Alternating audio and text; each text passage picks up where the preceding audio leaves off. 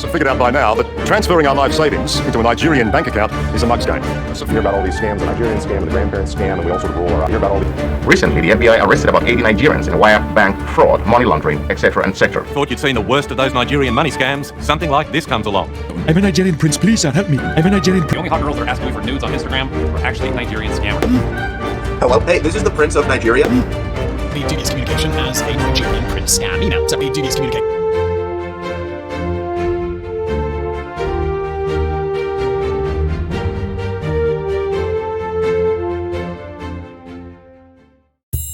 If you're on the internet, you're probably familiar with the term, the Nigerian prince.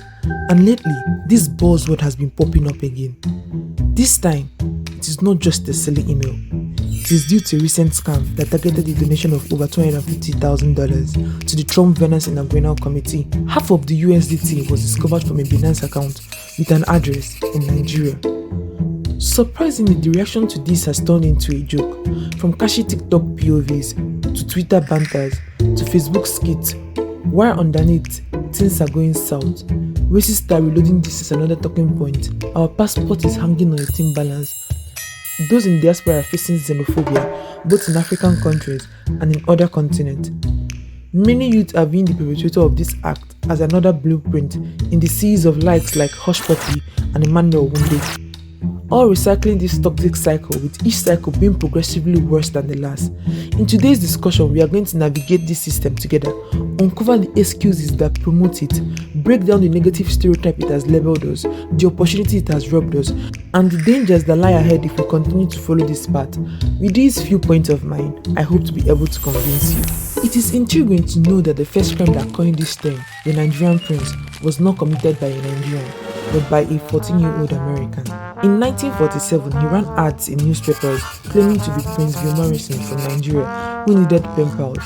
Over time, he began asking for $4, an old pair of pants, and so on, in exchange for promised ivory or jewels. After he was caught, postal offices and newspapers started paying attention to the ads and letters that made their way to their services, and they discovered letters that promised shams, powers, and talisman from Africa. By the end of the year, the British government had blocked over 9,570 of these letters. With the introduction of the internet and the crash of the global economy after the Biafran War, many resorted to mailing these scam emails through the popular internet browser then, Yahoo. Slowly, the nature of this scam has evolved, and Nigerian now rhymes with the word prince. Scams from Western, European, and Asian countries are first tagged Nigerian prince scam before any investigation starts, and even after investigation, no one makes any move to clear the stigma. In Nigeria, Yahoo Boy has completely replaced the term Nigerian prince. Boys coming into their early teens are somehow pressured into this. The toxic masculinity principle in Nigerian society does not give room for teenagers to explore developing a sense of self, make mistakes, be uncertain without being asked, why are you not hustling?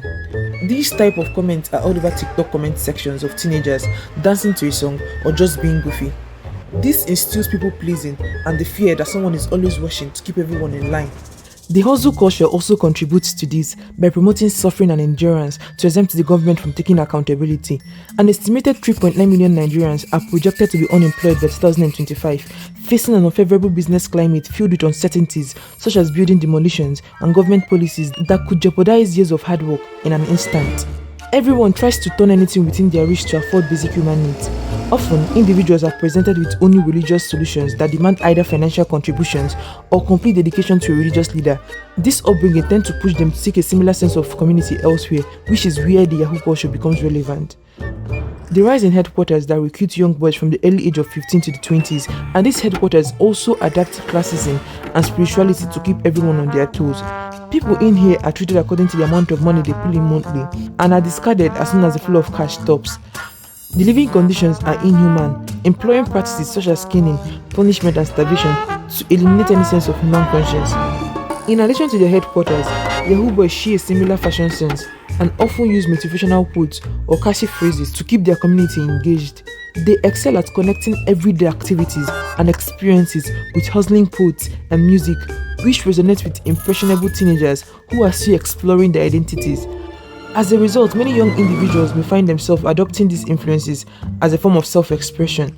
Social media is also utilized as a platform to recruit young people into groups, where they are taught about various forms of scams and even offered courses. This culture flourishes by finding excuses that ease their conscience for engaging in this crime. The first excuse discussed in this video is related to the nature of Nigeria's economy and the presence of corrupt leaders. In this challenging economic environment, scammers often promise a quick path to financial success. However, over time it becomes less about escaping poverty and more about satisfying their own egos. The negative effects of bad company catch up with them due to their friend circle. The Yahoo community is filled with individuals who have heard countless stories from people pleading for refunds for their last savings or house insurance. Many has exploited the desperation of those seeking jobs or loans, as well as the loneliness of elderly individuals to defraud them of their retirement funds, leaving them with nothing. The effect of deception and lies seeps into their daily life, causing them to judge every individual around them, whether in relationships or friendships. Their community promotes the idea that displaying wealth is the primary way to connect with other successful individuals. This approach is seen as a means to gain credibility and recruit aspiring individuals for commissions. However, these superficial connections often disappear once the money runs out or diminishes. Using the economy as an excuse to commit the same crimes that led us here or to become the same leaders we criticize undermines accountability within our society. Over time, government positions tend to recycle the same individuals. Some individuals justify their actions by claiming they are repaying Westerners for their involvement in the slave trade. However, this reasoning can easily be debunked, as such scams are not limited to Western countries. They extend to various countries in Asia, Europe, Africa, and even Nigeria. Black Westerners who are also victims of slave trade are not exempt from being targeted. Among the victims are young teenagers, with over 21 teens having committed suicide due to the pressure of blackmailing scams associated with online fraud. Ultimately, everything comes down to one key issue: greed. There is nothing honorable about stealing from others by exploiting human emotions like trust, desperation, confusion, or loneliness. Furthermore, the emergence of Yahoo Plus, where predominantly young men harm women to gain supernatural powers for scamming, underscores this point. In the end, every excuse boils down to two factors: evading accountability and providing justification. These behaviors allow individuals to place a false cause above their criminal actions, acting as both a blindfold and a fuel for a system that produces dangers that are often ignored. You know what, Toby? When the son of the deposed king of Nigeria emails you directly asking for help, you help.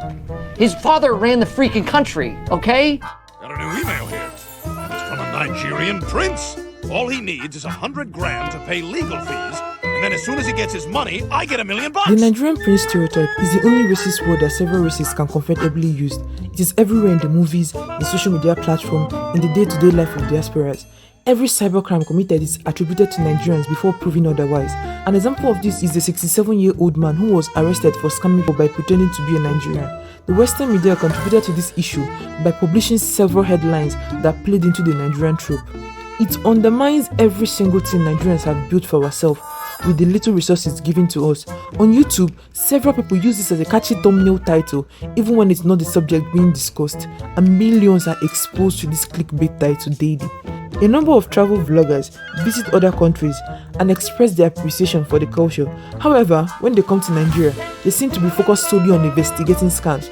Please watch this video, it dives deeper into this.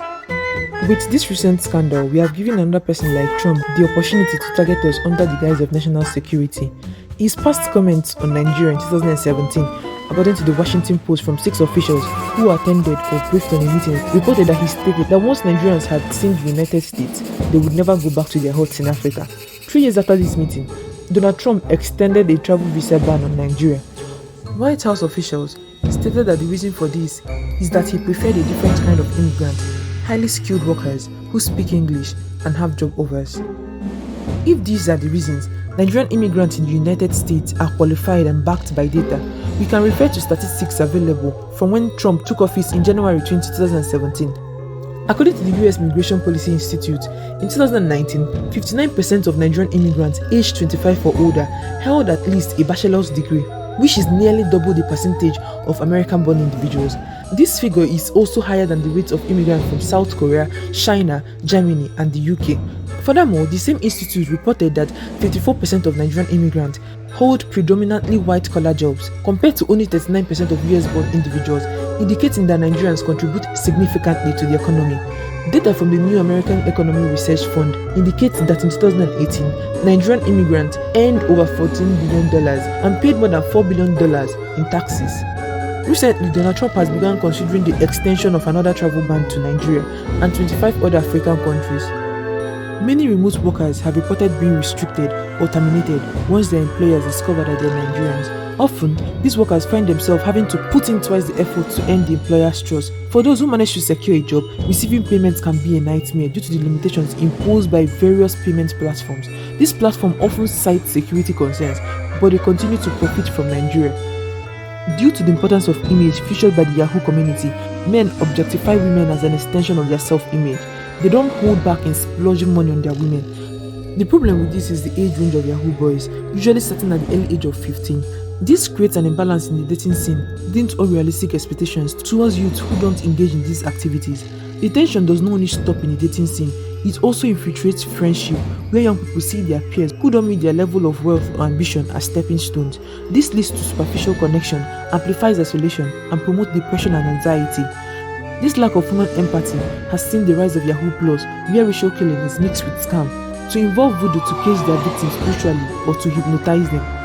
Over the years, there have been a rise in femicide and crimes against women, creating a dangerous mentality that perceives women as objects rather than individuals.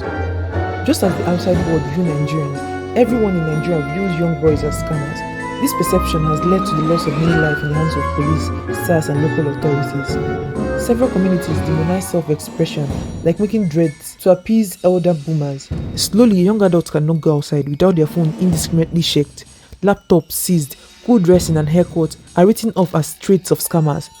Failure to comply leads to caning, punishment, and the main Yahoo guys are well equipped to pay them off. Now we have adapted to coexisting with the chaos from both sides. In conclusion, being from Africa often comes with inherent disadvantages, primarily due to harmful stereotypes and the behavior of some leaders. Unfortunately, involvement in scams further exacerbates this negative perception and allow other countries to invade accountability for their own racism towards Africa. Despite these challenges, Nigeria stands out as a vibrant hub of music, culture, food, talent, and innovation, showcasing the incredible potential and resilience of our people. As giant of Africa, it is crucial for us to be mindful of how our actions and representations influence the perception of the outside world. What we project holds significant consequences for our collective identity and future.